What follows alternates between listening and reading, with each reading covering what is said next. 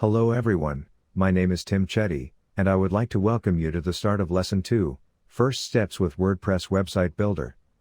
We are going to start with the very basics, the WordPress Dashboard.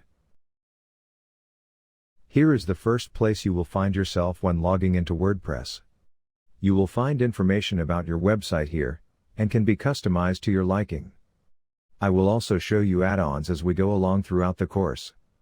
For example, you can make it so you can see revenue charts of your sales for the month so you can visually see how your business is doing. To start, I will show you how to customize your dashboard.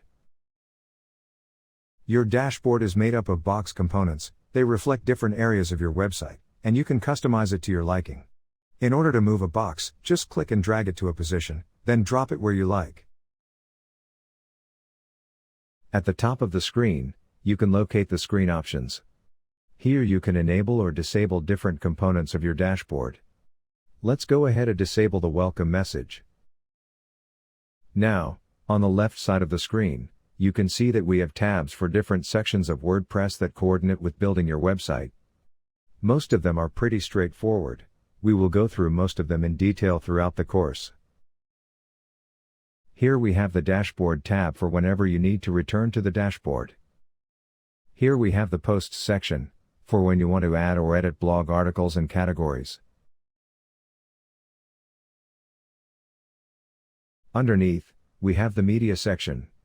Here you can edit all of your media uploads, including images, videos, and other files. You can also access this stuff when you are in the page builder. This is where you go to add and edit your web pages.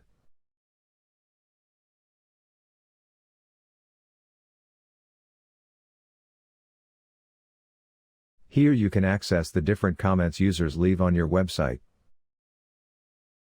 For the next few tabs, we are going to go over in a lot more detail over the next few topics of the course. They are Appearance, Plugins, Users, Tools, and Settings. You can also collapse the sidebar by clicking here.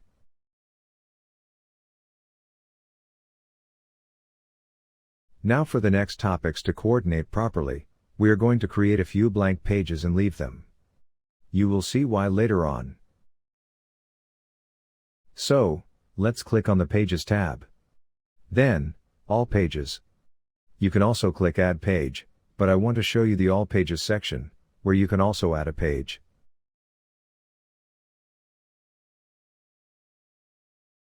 Once you arrive in the All Pages section, you will see a few demo pages. We can go ahead and delete them by clicking this box, then change from Bulk Actions to Move to Trash, then click Apply.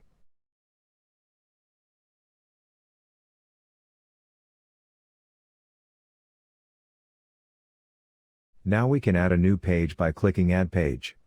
Now, all we are going to do is name our page as Home.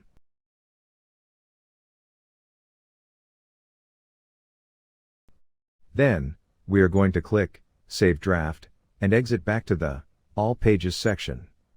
Now, we are going to do the exact same thing, and create two more pages, a About Us page, and a Contact Us page.